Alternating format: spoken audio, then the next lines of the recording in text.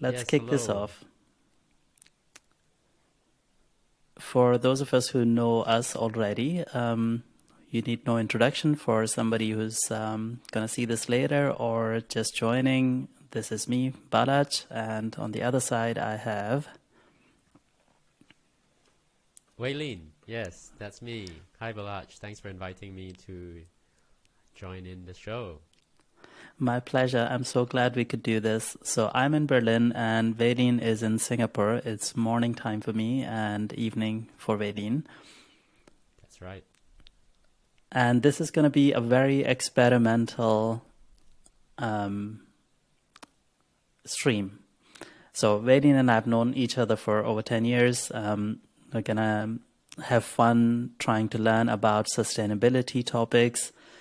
And first disclaimer right off the bat, neither of us are experts, unless Vedin has done some crazy research in the last few days since we talked about doing this. But one of Yeah, the... yeah. You Like, did? no, no, absolutely not. I'm just kidding. It's like, yeah, I'm the 1 hour expert. Yeah, sure. Right.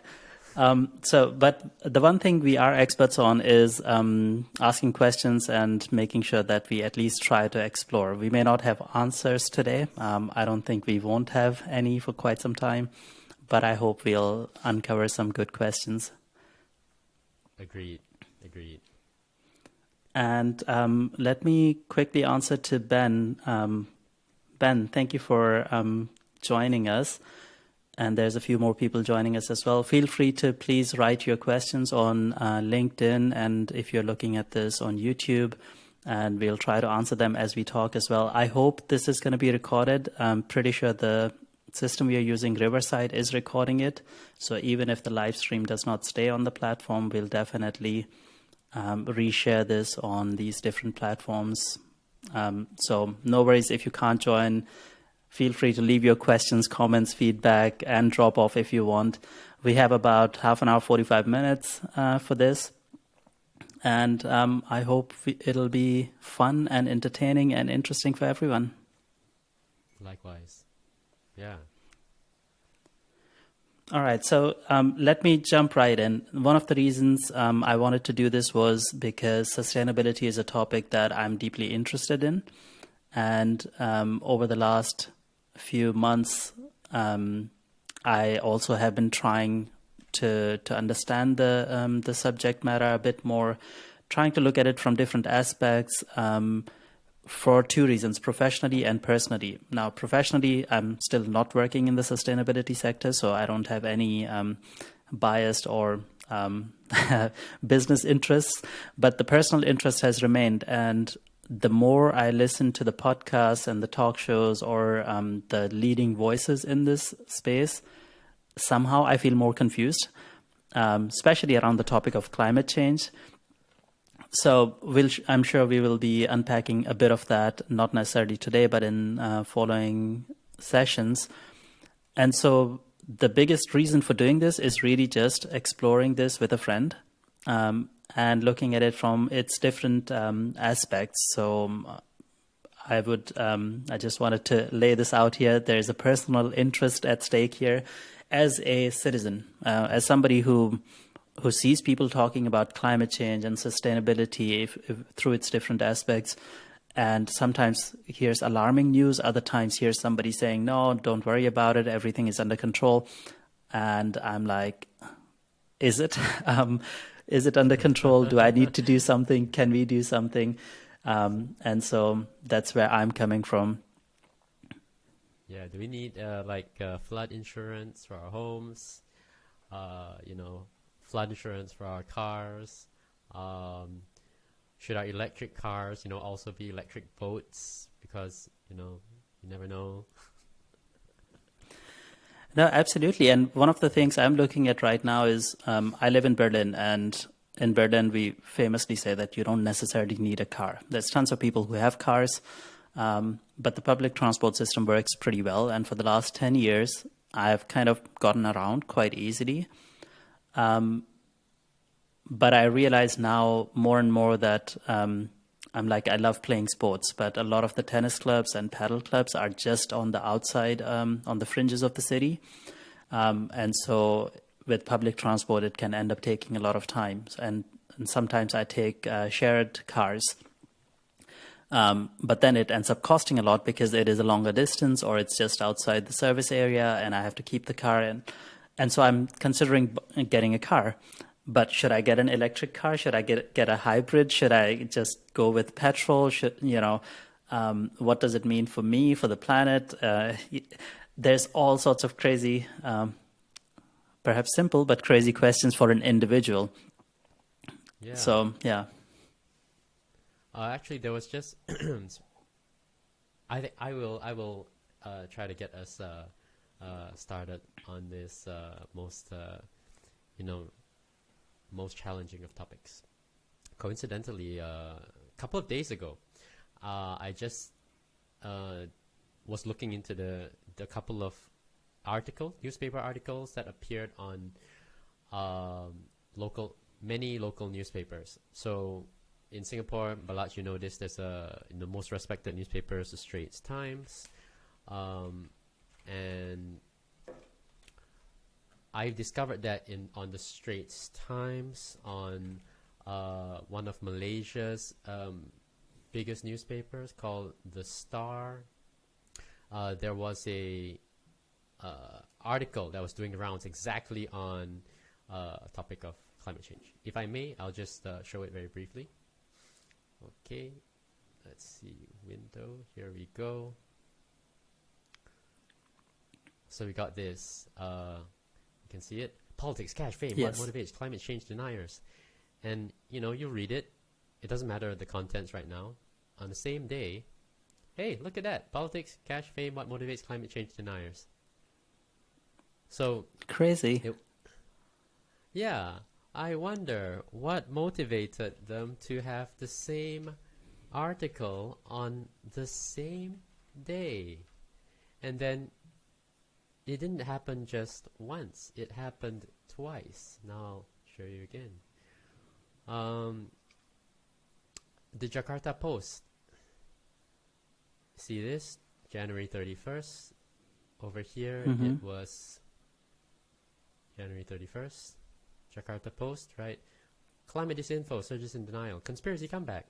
On the Bangkok Post, climate disinfo surges in denial. Conspiracy comeback. 31st January. So 4 major newspapers. The Bangkok Post is major in Thailand. Jakarta Post very popular in Indonesia, Malaysia, Singapore, and 4 papers, all from the same source. AFP here, Roland Parry here of the AFP, and here from the AFP, and then Jakarta Post. Yeah, it's the same article, so it's the same guy. So interesting. Yeah, very interesting, don't you think? It seems that I guess it also depends on the bubble that you live in, but this is interesting in a different way. So, for example, when a book comes out, Jordan Peterson writes a book, or some scientist writes a book. There was the guy, I forget his name, The Science of Sleep, and then he ends up going on this kind of, used to be book tours and now it's podcast tours. And so if you're listening to Huberman Lab, and you're listening to Lex Friedman, and you're listening to Joe Rogan, and you're listening to Jordan Peterson, suddenly the same person is on these 4 podcasts 1 week after the next. And it seems like there's a micro bubble that gets created. And that becomes the topic on Twitter, on LinkedIn, on certain circles. Absolutely. And it seems the newspapers are doing kind of the same. Something triggers this topic, and then suddenly the 4 major newspapers are highlighting the same thing. Yeah, the difference being that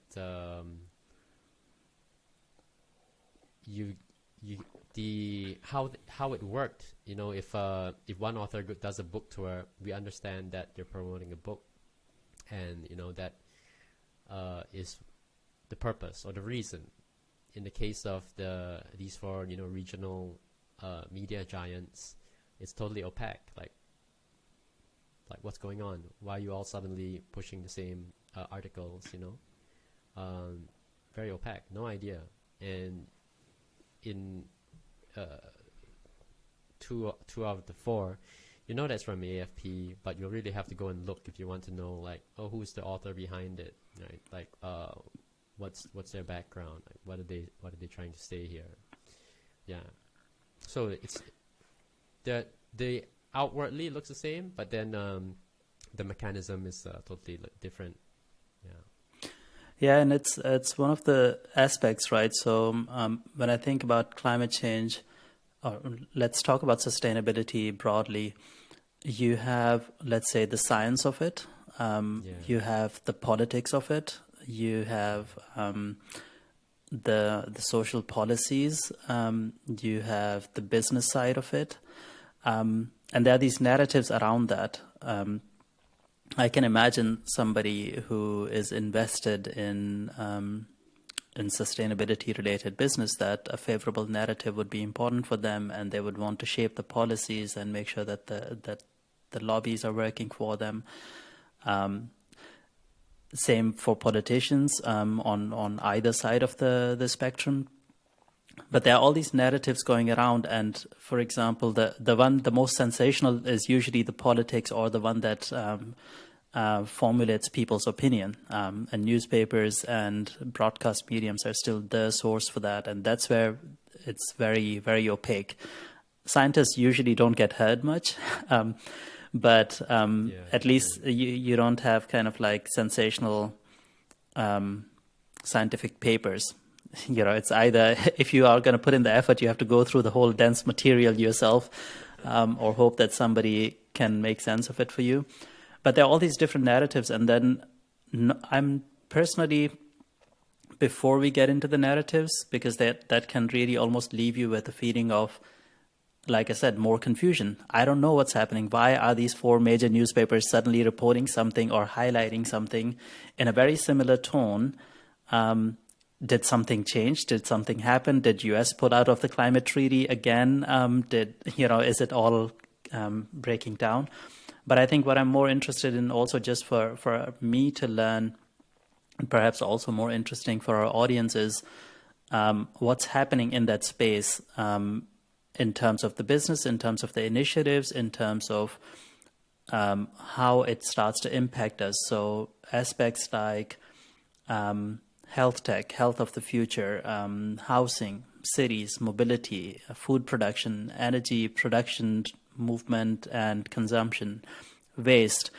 And the reason I mention all of this is because for me personally, it just occurs to me that the reason I'm interested in sustainability, or I care about it, is that for me it represents the future. What kind of future do we want?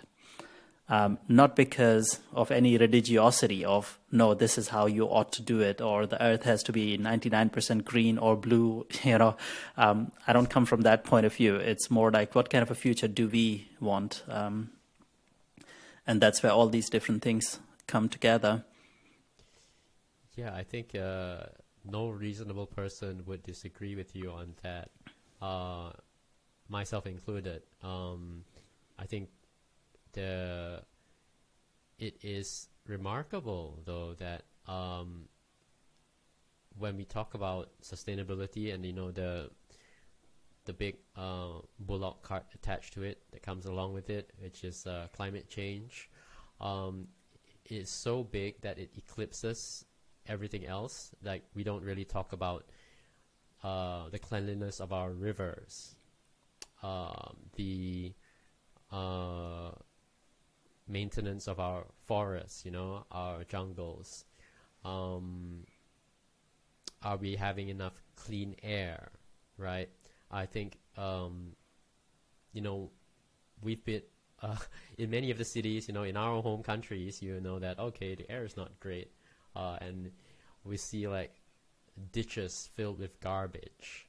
So those are more, in a way, we could say that that's near and dear to our hearts, because we've been in Singapore. We see that, you can live in a place without ditches full of garbage. So why do I have that, near to where I was, where I grew up? That's just very strange. But it doesn't seem to be an issue. Why is that? Why doesn't everybody talk more about at least the people who live in my country, or something like that? Instead, we're all, without exception, we have to care about the climate, even though maybe at least in Singapore, not emissions are not a big deal here. Not a big net contributor, and I know in Germany takes it super seriously too. Not a big contributor to emissions, but in specific cities, we may care more about, okay, this very industrial city, we need to do something about the air. Maybe the industrial activity has to be regulated better, or the rivers have to be river pollution has to be curbed.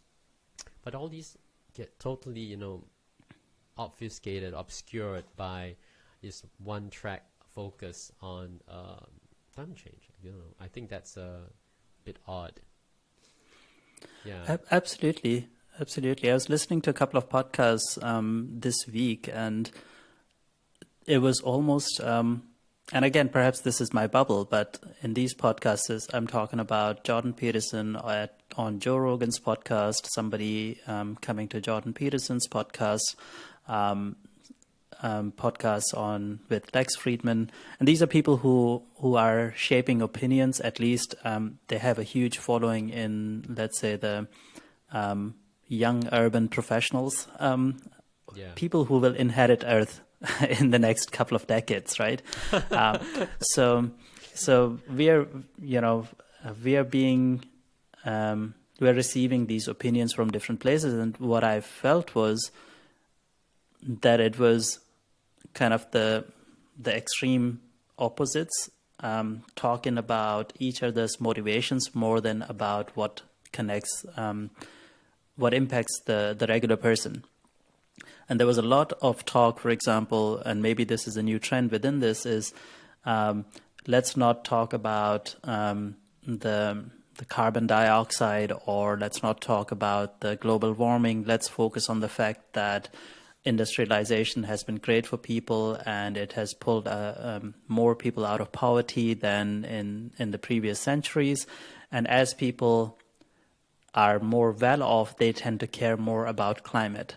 So this is kind of the line of arguments, and on the other end, it was more about kind of Earth ought to be green, that it is not, that we are kind of ripping it open and it's not good for it. Almost kind of, again, from a religious point of view, more from it's almost sounding like an ideology.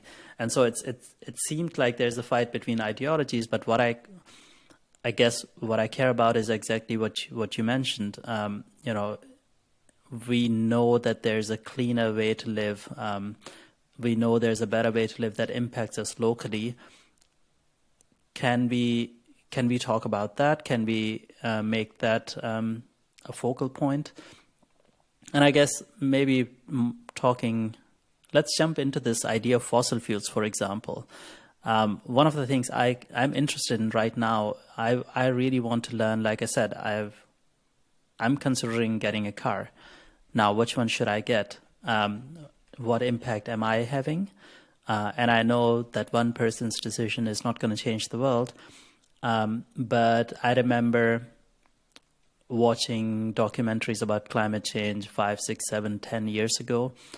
And I remember this statement being made, which was that around 2050 or 2075, the world is going to run out of fossil fuels. Now, in the meantime, kind of, you dig a bit deeper, it doesn't take much digging, but you know that actually probably fossil fuels are going to be on Earth forever and ever. It's just that it's getting harder to get them, to extract them, that we are basically it's not going to be sustainable to dig them up because we are depleting the sources that are easily accessible to us. So in effect, we will not have enough fossil fuels to meet our needs in 45 to or 40 to 60 years. Now, when I think about this, I wonder, why isn't everybody freaking out, right? Like, aviation industry, we don't have electric planes. That needs a lot of oil. Shipping, we don't yet have electric ships. They need a lot of oil. And the majority of the world's cars still run on fossil fuels, petroleum products. So we have like three major things: the movement of goods, the movement of people in urban environments, as well as across continents and countries that are entirely or largely dependent on fossil fuels. And 10 years ago, I got the impression that we're going to run out of these fossil fuels. So what's happening? Is it true? Is it not true? Are we going to run out? What are we doing about it? Why is it that we don't hear any crazy measures being taken by these different industries to save their future? So yeah, like, what do you think about that just from that point of view? I think you're asking the right questions, right? See, it's such a simple question. You know, if it's such a big deal, what about the companies whose very livelihood depends on it? You know, it does not appear to us that they're taking the problem, you know, of the depletion of fossil fuels very seriously, which you know really begs the question, like, why? This reminds me of a related question, which is, you know, if the seas are going to inundate the earth, why aren't like seafront properties insurance, you know, ridiculously expensive, monstrously expensive? Like, if it's any day now, you'd expect that their insurance premiums would be absurdly high, right? And but what do you know? You know, the most beachfront properties are still very expensive and owned by the very richest people, most educated people who frankly should know better, right? So, I mean, maybe they'll think it won't happen in my lifetime, but you want to leave your assets to your descendants, would you not? So, I think you're asking them, you know, excellent questions, but I suspect that they lead to rather uncomfortable answers that YouTube, we're not on YouTube right now, I think. Yeah, would rather us not talk about. Thank you, LinkedIn. I think you'll support our speech. No, it's like the way I think about it. If I think about these industries, it may be that they are taking a lot of efforts. It may just be a PR problem. It may just be that we don't know about it. And that's, again, going back to my original concern. That's my concern. I want to know, as a regular citizen who is wondering whether I would be able to get all these wonderful things that Amazon delivers to me when I'm 75. You know, in my old age, will suddenly Amazon not exist anymore because we cannot ship things all the way from China to Germany, or from US to Europe, or the other way around, and get myself overnight delivery because fuels are just prohibitively expensive, or we haven't made enough progress with different forms of transportation, so we have less of it. You know, it may. If I think about anything, if I think about a finite resource, let's say a simplistic representation of it would be that we have the tanks full at the moment and everything is working fine, but it gets harder to extract more and refine more. So we will only have half a tank worth of fuel in 2050 and a quarter of it in 2075. Well, if that's the case, would we also have a quarter of the global movement of people and goods and transportation, because we just don't have the fuel? And what's happening on the alternative fronts? What's going to happen with the big petroleum companies? What's happening with the big car companies?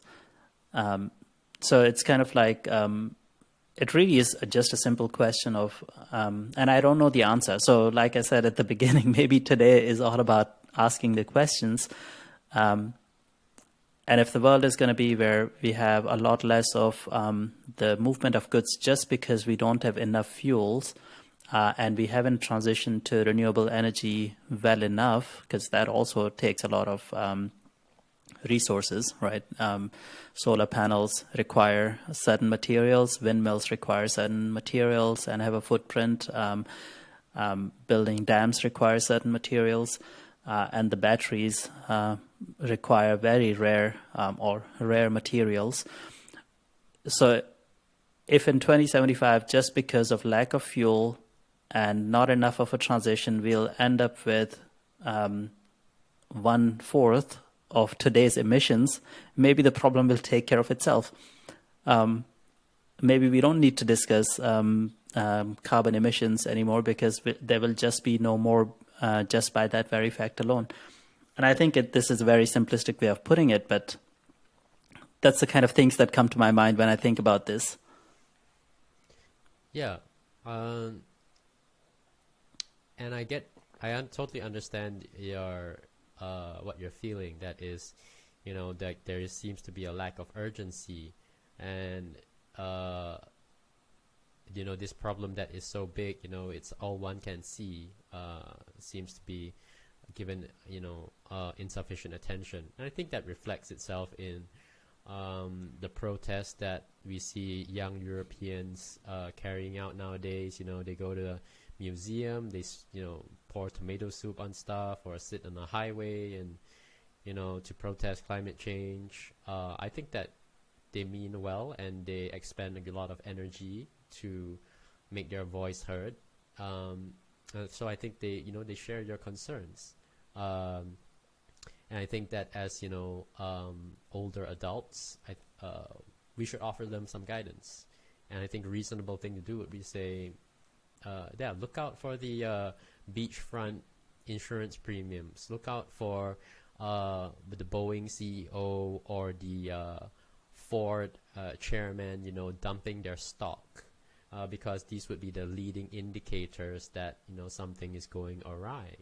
And the fact that they don't, we have the billionaires and millionaires whose very fortunes depend on a continued uninterrupted pipeline of, oil and automobiles.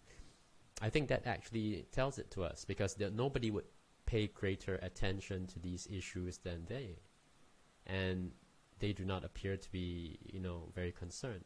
Even if they don't care about the planet, they care about their fortune and, management, to husband their assets for future generations. And we can count on them to do that, at least, to be selfish and intelligently selfish.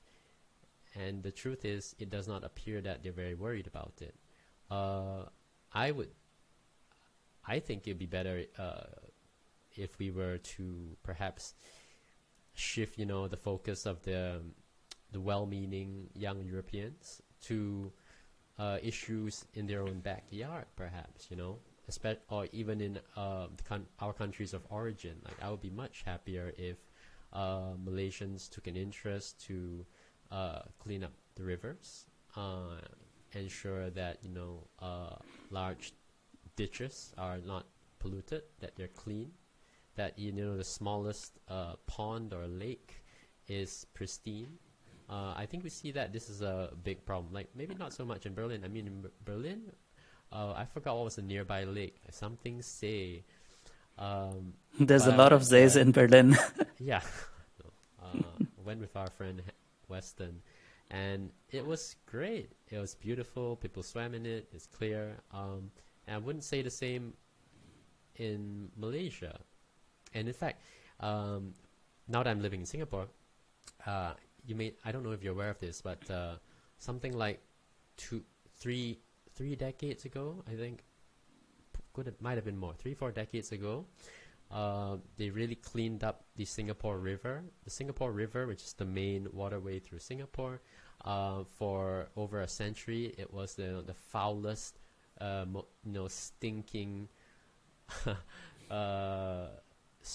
river that anyone ever seen, because Singapore's success as a shipping port led her to be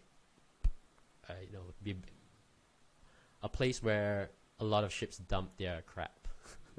Mm-hmm. So it was known that you could smell the river a kilometer away from the river itself. But all those years ago, they cleaned it up, and that was their focus. They wanted to live in a clean environment that was not dangerous because of waste, and pleasant. And in fact, they did such a good job, they actually had to backtrack a little because it was so clean that some people complained that it looks too sterile. So they tried to reintroduce some life back into it, so that fishes could swim, they could survive. I think dredging works that they did were too good. But that was it stuck with me the whole time, this story about the Singapore River, because it showed that you can clean it up. It requires a great amount of will and perseverance and effort, but it was done. And thinking about places like Kuala Lumpur or my hometown, Johor Bahru, just this small little city, there are definitely waterways that need cleaning up. And if you talk to young, intelligent, college-educated people, they'll be focused on the climate, which I think is unfortunate. Because if they just have to set up their portfolio tracker, they track the stock of the largest oil companies, Exxon. You can set up to track General Motors as well, or Volkswagen. That's fine. That will do to keep you appraised of any anything going on there. And then after that, you can go work on your river. I think that's probably more impactful on a day-to-day, for your own quality of life, for those around you. Yeah. I would say so. I think, I guess a bit of think global, act local approach would help a lot. And also just normalizing the conversation and bringing it down to the ground facts, right? It's kind of thinking about waste management. The way I see it, kind of historically, the way humanity has lived, or the way humanity operates on the planet is, unlike the rest of the biological systems, which are recycling in and of themselves. An animal dies on the prairie and a whole bunch of other animals feed off of it, and it disintegrates, and some more grass grows where it died, and the entire thing disappears within a very short amount of time, while contributing back to the ecosystem. And the way human beings have been operating is we create a lot of waste, right? The way we consume things, and now increasingly so, is so easier to upgrade your TV and your laptop and throw away the remaining systems without them being recycled fully. Plastics are going to be staying in the oceans, and essentially, rather than a positive contribution back to the ecosystem, we start to have clearly a negative contribution. And in a way, I don't need a debate between pro-climate and anti-climate change activists to see the fact that fish are suffering from the plastic in the oceans, and there's turtles and other sea creatures choking on that. We see it. Now, the question is, can we live while creating less waste? And is that a good idea? Forget about the other statistics around it. Lack of biodiversity, in my opinion, is not good for us, but I'm sure some people would try to convince me that no, it's still within acceptable limits, and we are not, depleting the seas or hurting the sea life thanks to our ways of living. But just as a general rule of thumb, cleaner seas would be nice for everyone, or us living with a bit less waste would be nice, because what we end up doing is kind of polluting or putting the pollution where we don't see it often, and then creating sterile environments within our homes to feel good and be clean, and kind of turning our focus away from the problem, rather than simply talking about, right, even if we put aside the climate change debate, wouldn't it be nicer to be able to recycle all these things that we have, and then we can upgrade as much as we want? Is our government subsidizing the recycling industry, or are they subsidizing more responsible consumption, or they are subsidizing research towards this front that more items can be created with biodegradable materials? If they were doing that, that would be great, right? Because then you know that the future is not about sacrificing how we live to save climate as if it was an external entity, but the future is about moving towards a better way of living, knowing all we know and knowing what we are capable of, and acting on all these levels. And a cleaner river is great. Regardless of your consumption habits, why wouldn't you want to have that? And why are we not talking more about that as compared to some of the other things? So I do feel that as normal citizens, we need more information, and we need more balanced information. We don't need more sensational debates about right or wrong, or is it true or not, as if we're talking about something happening on another planet that now we have 450 particles per centimeter of carbon, and that's not good. Sometimes the debates have these numbers that are so hard to relate to that then, people get alienated, and I think it's about us. It's about us living in this ecosystem. Yeah, I think that to address a little bit of what you said, I don't know anybody who's anti-climate. I think everybody's pro-climate. Like, we want the climate to be good, we want it to be clean, we want it to be comfortable, conducive for life. So I think we're all on board with that. Garbage is definitely a huge thing. Yeah, I think you and I are fully aligned on that, because we've lived in places where this garbage is strewn everywhere, and it's the worst thing. I mean, it's not just that it's unhygienic. It's it may stay in the environment. Also, it's a huge eyesore. It lowers the quality of life for everybody in the area, and it's a tough nut to crack, right? Because some of it, education is one of the things that we need to have, right? People need to stop chucking it, and then produce so much garbage. Also, how do we deal with that? That's a real issue. I think that funnily enough, though, because we're talking about recycling, so you think that in Singapore, it's like clean as anything. Anybody who's watching this podcast and maybe never lived in Singapore for any amount of time, we have, and you sometimes see these recycling bins, right, Balach? Remember them? And the funny thing about them is nobody seems really particular about the sorting of the garbage. You ever notice that? Like, you have a big blue recycling bin, and you just throw whatever it is that you think is recyclable into it, and somebody's supposedly going to sort it out, right? So it turns out that Singapore doesn't actually have any recycling facilities. Is that true? Yeah. They send some stuff to be recycled in Malaysia. So within Singapore itself, there are no recycling facilities.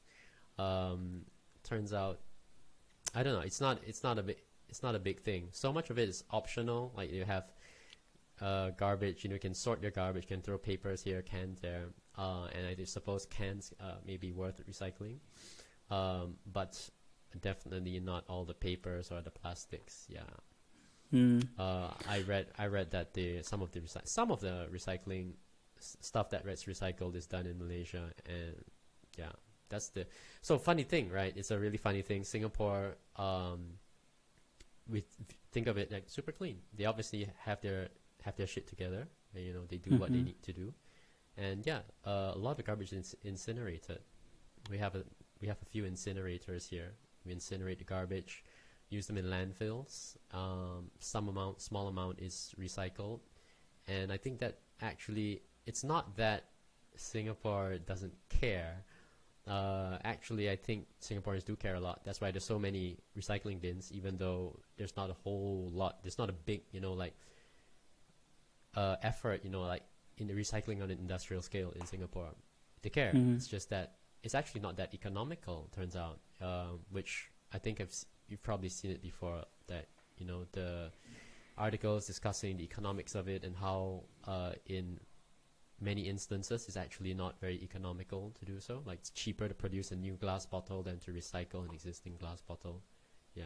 I'm not saying it's good or bad, only that it seems to be the case. And see, that's the kind of things that I would love to learn more. And maybe I can just drop this in here while we still have a couple of viewers. That please do add your questions. And if anybody listening to this has good resources to recommend or people to recommend that we could talk to or bring onto these sessions, we would love to learn. Because I do want to learn, why is it that it is more expensive to recycle a glass bottle than to produce a new one, and what can we do about it? Because I also know that we are a species capable of making tremendous progress. We have been to the moon. We are soon to go to Mars. We produced a vaccine on a global level in record time. We have gone from, I think either it was my grandfather or his grandfather. I grew up in Pakistan, majority Muslim country, and that's the religious background I have, or I had, whatever the appropriate way to put that is. But they went to do this pilgrimage to Mecca, and this is within the last 200 years that you leave home and then you're gone, and you don't know. I mean, you kind of have an idea that you'll return probably in a couple of months or 3-4 months, but you don't know in what condition. You don't know if you would make it. You don't know where you're going to stay. From that to taking a flight and getting there in 7 hours, from the old spice routes and only the very rich and the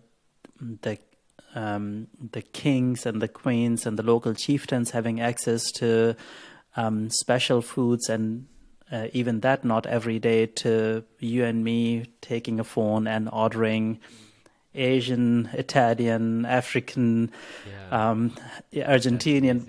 We can take a pick. Like, we have transformed how we are on a global scale. It's not just one little kingdom, that kingdom of Wakanda, that went beyond everyone else's expectations.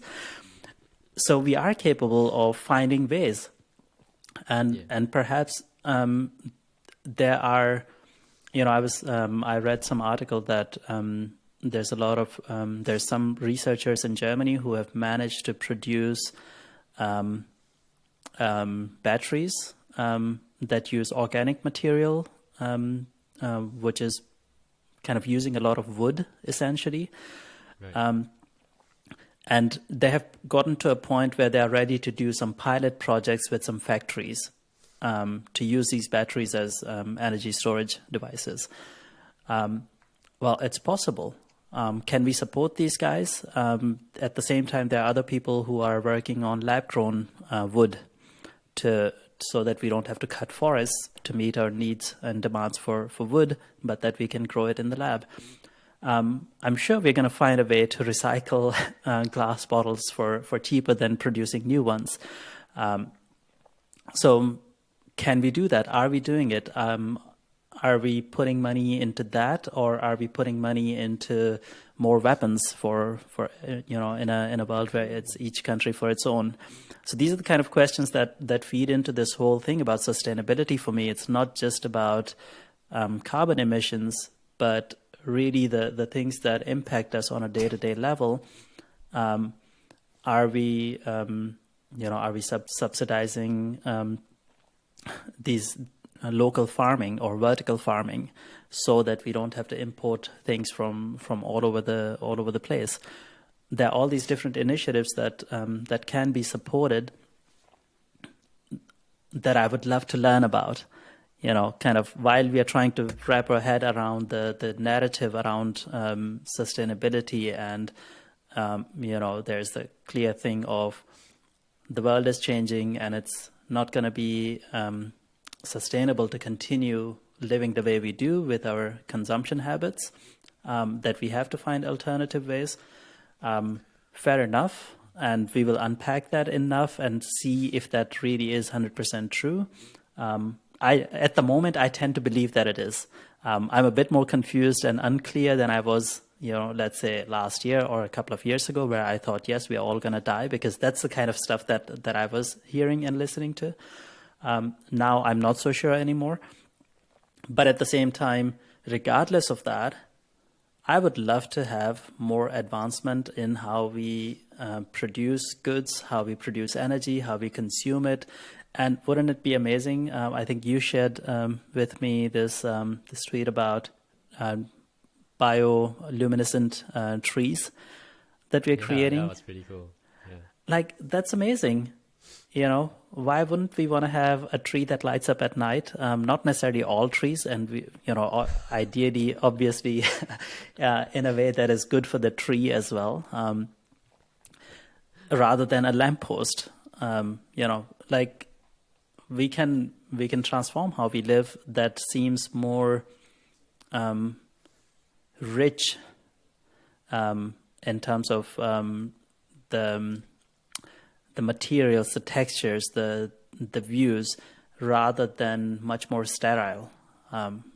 We could dig up all the iron and have lampposts everywhere, but wouldn't it be fascinating if you have trees that can do that for you? So I have that aspect as well, this romantic notion, and much more on the practical side of things of can we change how we live that is still helps the planet and helps us in the end. Mm-hmm. Yeah, I think that we have this very unfortunate tendency. I say we very, very loosely. We meaning very educated, globally connected people. We have this unfortunate tendency of scaring our kids, and they grow up scared. And I learned that climate anxiety is a thing among teenagers now. Wow. That's awful. That's child abuse, that to me. And I think that we should stop doing that, because as you've rightly pointed out, our lives are indistinguishable. I mean, indistinguishable. No, totally different. Sorry, entirely different from what it was like a mere 100 years ago. Right, in a mere 100 years, we've gone from having no planes, or like a different kind of planes, no planes, to being able to ship like busloads of people all around the world every single day. So our lives have gone through unfathomable change, and I know it's very it's hard to imagine, and I think we easy to lose sight of the fact that we've had to deal with so much that is different from time before. We are not equipped to, our brains are not equipped. Like animals, when you try to teach them to count, like they have real limitation. I think they can go. A lot of animals can do like 3, and then that's it. And there's some tribes that we tried to come in contact with some tribes, and they can count as high as how much the digits on their bodies, like 10, 20 digits, and that's high as they go. So we're not biologically equipped to comprehend even like, when we say, okay, we have a global environmental catastrophe incoming. We're not really equipped to figure out like, is it, if the cost of, going for a carbon-free economy is a million lives lost, something like that. Like, is that too much? I don't know. A million is just, how many babies are born a year? I don't know. How many people die a year? I still don't know. And so, like, what's, so I can't even have a grasp on like, on a annual basis, like how much sacrifice is required. we hear, okay, is it a million or a billion, and the emotional impact is not very different, even though it's off by a factor of like 1,000. So that strikes And I me as mean, pretty remarkable. Yeah. talking about lives, right? I mean, it's a crazy argument, the fact that we even have people talking about the fact that if we reduce the population by this much, this might be better. I mean, there's no way. Let's not go there. But at the same time, Yeah. we're also talking about declining birth rates globally. So Yeah. again, maybe this will it take care of itself, that the population is going to decline, or is it going to stabilize at the current levels? And it's, again, these are the kind of the facts sometimes go missing in the story, or the facts get so dense that people forget about that and focus on the emotional impact of it. But at the same time, it's kind of like, I think, yeah, we need that. We need to know. We need to know more. And I hope in the coming sessions we can try to weave a story together that is that makes sense to us and is more sensible and relatable to other people as well. I think that's the way we can at least decide for ourselves how we are contributing to the solution rather than the problem, and take it from there.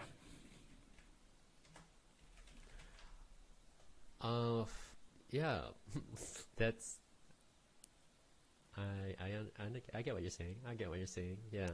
Um, there's so much to dive into though that I don't know if we haven't we've kind of like skated around the surface of this enormous iceberg. We're skating on top of the iceberg, and already everything we can see above the surface looks enormous. And yet we all of us know that 90% of the volume of an iceberg is beneath the water. So all of that is invisible to us yet. So yeah, we'll have a lot of iceberg to pick through. Not a problem. But I like to just reiterate my point that we're probably okay. I think that our generation and maybe generation before us have been a little guilty of hyping up the fear factor to both to ourselves and to kids, which is the worst part, and talking about a nebulous. Do you know that? Remember? Sorry, I just remembered what I wanted to say. There's this UN Intergovernmental Panel on Climate Change, the IPCC. So they were in panel to study this massive problem of climate change, and they release, I think, reports annually or biannually. And one of the reports, I think may have been a year or two ago, they made a forecast saying that if we don't do anything about climate change, I think in some decades we will lose, and we will lose as much as 10% of the global GDP that we could have got. And then they came with some enormous number in the trillions, and of course at first glance that strikes you as like, oh my gosh, that's serious. It's like, that's an unfathomably large number, until you stop a moment and take a moment to realize, oh wait, from the other point of view, if I don't do a single thing about climate change, I only lose 10%, because I thought we were going to be wiped off the face of the earth. So it's only 10%? Wow. And if I do something about it, you mean that if I do something about it, I could take that 10% down, and maybe 10% could become 5%? Right? Oops, sorry. My camera's back on now. Yeah. So anyway, the IPCC, nobody would accuse it of being a bunch of climate deniers. So I think I wanted to end on a positive note, so I wanted to share this with you, so you're aware. Thank you for sharing that. And it is exactly that perspective, right? And to get away from the initial shock and awe of the statements being made from all the different aspects, and to really see what does that mean for us. And I hope anyone listening to this right now or later or watching this, please do share your point of view. Please do share any resources you have. Again, we are two guys trying to wrap our head around this big thing. First to understand, and perhaps in this way to help some more people understand. But at the same time also trying to really see what does that mean for us and how do we help the situation, whether it is just on the conversational level or something much more practical. And I think one of the ways also you guys listening and watching can help us is connect us with people who are working in the sustainability sector, who are already doing something about it, who can come and help us and focus in on also the individual aspects of it. Because like we said, we could have many sessions just on food production or on mobility or on energy production or on waste management or on health tech or housing. And I, for one, would love to know all about it, and especially also have a lot of these positive stories of people doing something about it, moving us in a more positive, cleaner, nicer situation, regardless of what their point of view on climate change is, or regardless of their point of departure. I would love to hear more stories, hear more ground facts, and learn about all sorts of projects as well.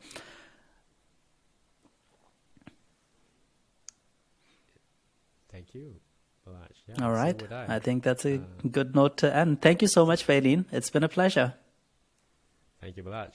Always great. Yeah. All right. Ciao, everybody. We have to.